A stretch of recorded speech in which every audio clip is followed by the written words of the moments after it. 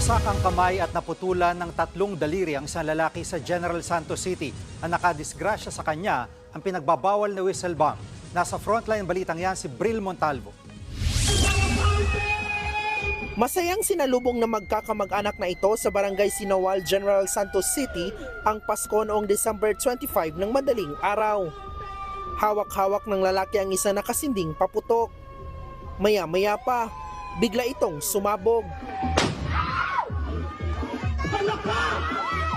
Ang masayang tawanan, napalitan ng pagkataranta at iyakan. Makikita ring namimilipit sa sakit ang dugo ang lalaking may hawak ng paputok. Kinilala ang biktimang si JR, 22 taong gulang.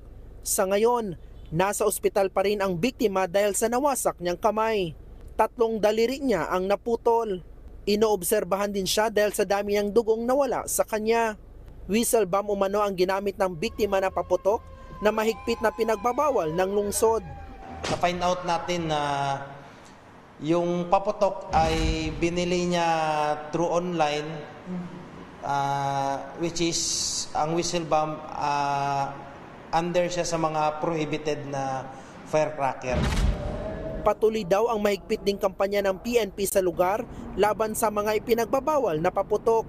Sa datos naman ng General Santos City Health Office, aabot na sa 3 ang naitalang firecracker-related injury simula noong December 21 hanggang ngayong araw.